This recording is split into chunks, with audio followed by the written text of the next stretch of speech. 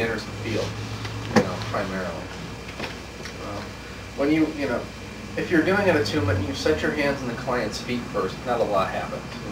But if you're doing an attunement and you set your hands on the client's head first, well, that's a whole other matter. I mean, the energy field is huge and radiates these pillars of light. I mean, it's just awesome. So, I mean, I see that as being a big difference. Look at this fro. This man has some hair. Look at that. Isn't that unreal? And look at the back. I mean, it's like almost a immaculate fro. That's why I brought this book, actually. Just I mean, look, from humble beginnings as an early guru, where the hair was just kind of wavy and matted down and oiled with everybody else, to this. This is reason enough to learn Sai Baba Reiki. So let's move on into that, shall we? Yeah, in your materials, right after the page that has the second degree symbols on it, you will find a number of pages relating to Sai Baba Reiki. And I imagine that the very last page will be, it starts with something labeled Reiki 2 handout. It has Kathleen Milner's name at the bottom, and it ends with the certificates.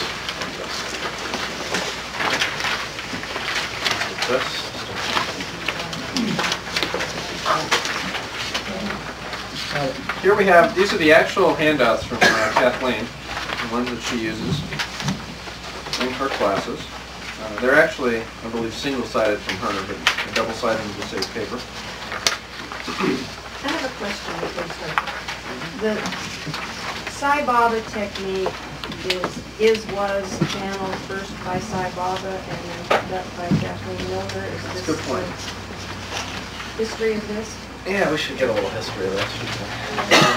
First of all, Kathleen Milner has a book out that she has just published, and she self-published it. Well, I understand that she has a literary agent clamoring at her heels for it. She wanted to publish one first, which she has just done, and the next one's going to be published by whoever. But she wanted to get one out quick, and you know how book companies are. I mean, it'll take 6 months, a year to develop it. So she wanted to print one before she signed away the rights on it. So you can order that by mailing to the address or calling the phone number at the bottom of this page. This is actually her parents' house, but I believe she has a separate phone number. She had planned on moving to Phoenix earlier, and so she pretty much wrapped up her own personal house and all of that. And something weird happened, and so she wound up kind of hanging out in her parents' basement for a while. It was a little odd, but which is where I met her, so I met Mom and everything. Cool thing. The history of the Sai Baba stuff. Kathleen has never been to India. Kathleen doesn't want to go to India. Kathleen has no desire to go and meet Sai Baba in India. She works with this other friend of hers who does, however, like to do that quite frequently. And she works with, Kathleen's very big on working with angels and angelic intelligences, non-physical stuff in general, non-physical beings in general. It's kind of a big bent of hers. So consequently, Sai Baba is one of the people that she works with. And she says that Sai Baba went out and essentially, captured whatever actual encoded information there was within the current of Reiki, and brought back kind of a more advanced, higher vibration, more powerful version of it. The thing that changes in the attunement process is significant. Is instead of a violet breath, there's a gold breath. She takes the energy from white to blue to violet to gold, which is interesting. And does make a difference. After she channeled the system, and after she'd checked it all out, as far as she was concerned, and Sai Baba had given it to her, I sort of refer to that as channeling, but refer to it as whatever metaphor you want. She had her friend check it out, the one that liked to go to India, and so she had it all checked out in India, doing the whole Sai Baba stuff. So that's cool. So despite the fact that it was channeled in the inner plane, and its founder has no intention of going to India, that doesn't mean that it wasn't checked out there. So that's essentially the history of it. Nothing too terribly illustrious. In these, the key to these are a series of additional symbols. Now, on the back of the first page, you'll see double choku-rei. She likes to use double choku-rei. And I honor that when using her system. I do incorporate these other symbols into my normal healing work with Reiki. And when I do that, I only use a single choku-rei, just as I've been used to using it for a long time. However, when I do her attunement process, I honor her by doing the double choku-rei. And she sees it as, two different kinds of energies. She sees, the clockwise version as being cosmic, universal, sky energy, and the other one, counterclockwise, as being, earth energy. I still have that bologna sandwich theory of intent, but that works for her, so that's cool. Another thing that she does is she cones her fingers like this. Cones her fingers. So she'll trace things out like this with her fingers coned. Now there are different ways to trace things out. Initially, Jeannie teaches this way. She likes this way. But there's a problem with this way, at least from my standpoint. And as you're tracing out something like a choku-rei, you can only go down so far without, your hand's not going to flex back. And it's relatively uncomfortable. Whereas if you trace it out with the tips of your fingers, and you can go as low as you want and extend it to just about anywhere. Energetically, there doesn't seem to be much of a difference. Each of the tips of your fingers, they're like luminous wands of energy. They all have their own energy centers. To assume that, only this little palm chakra is attuned, is to assume that you should heal like this, and not worry about So it just doesn't make that much of a difference. Likewise, feel free to dispel other myths in your classes, such as the you must hold your hands together like satellite dish theory and things like that. There will be, listen to your intuition. Teach your students to listen to their intuition. If their intuition tells them that they should spread their fingers out, or when they're on this position and put them together on that position, then go with it. If for one thing, it covers a much broader area. There's a large emanation of energy. You can certainly fill in the gaps with energy, and that's no problem. So things like that. I said we'd probably dispel myths as we went along today. So that's one thing to keep in mind is the coning of the fingers, and she does do double choku-rei on all of these symbols. The next two symbols, Zonar and Heart, these were both symbols that were retrieved from, allegedly retrieved by Sai Baba on the inner planes. Not all of the symbols in this packet are. There are a number of symbols that are additional collections that she's just picked up as she's gone around and she's wiped. Zonar, however, is not one of those. Zonar is traced out exactly like you see. 1, 2, 3, and then there's a break here. This is not an extra line, this is a break. Now remember when I talked about how one step removed Karen Mitchell in Chicago, this is a solid line to all of her students, just because for some reason in translation this got taken as a solid line. Instead of a dotted line, you go to this next. And then you go Zonar, Zonar, Zonar. 3 infinity symbols in the middle, saying the name 3 times as you do. This is a very thorough packet, and it has in it is everything that she has to say about these things. So we're just going to go through it, lock, stock, and barrel, and see what you think.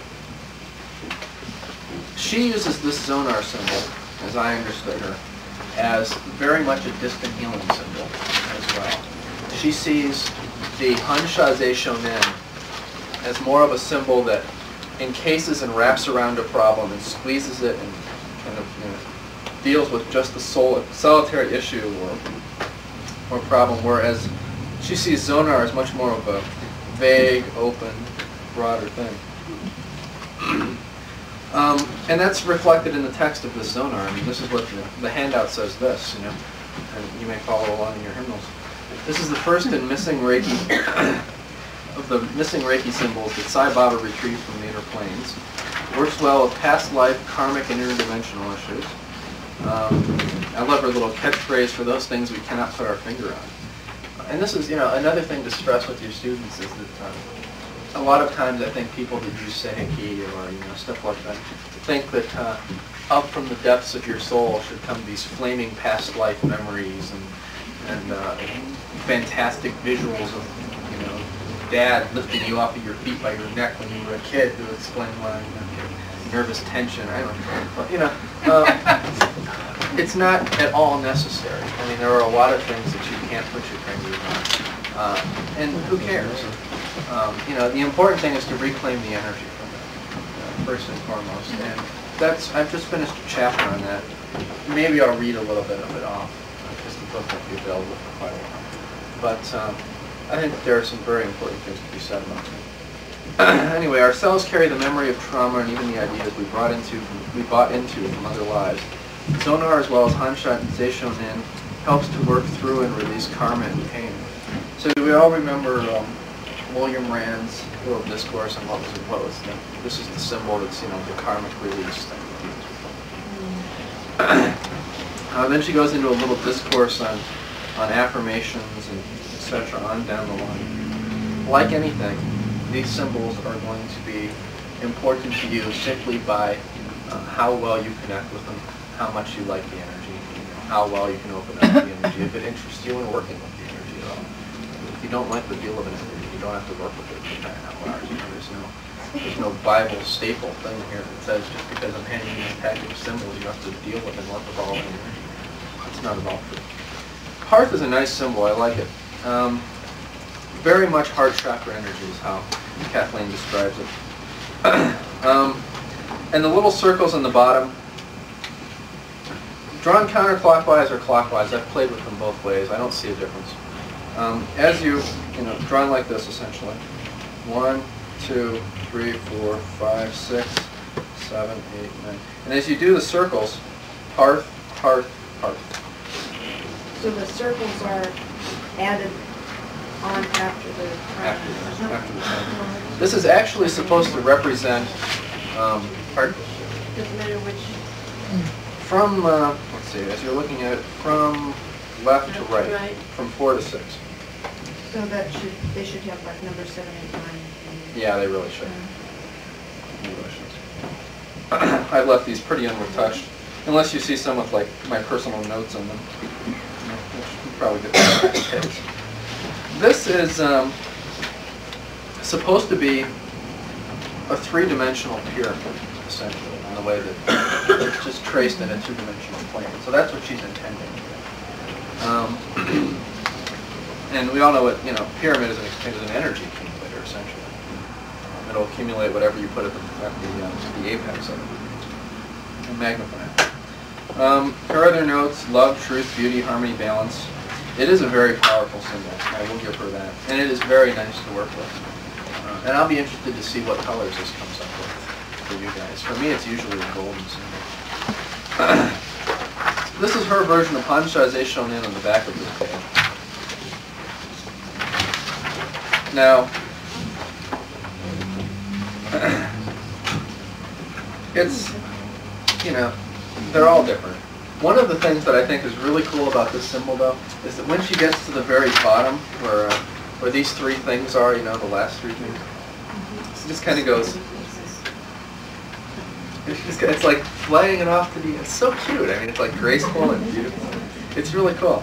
I've never really seen that symbol before, and I like the way that she does that. But like most of us, I use my first Hansha Seishonin whenever I can. So we've seen two of the standard Sai Baba symbols so far. The next page begins symbols that she's picked up from here and there and everywhere.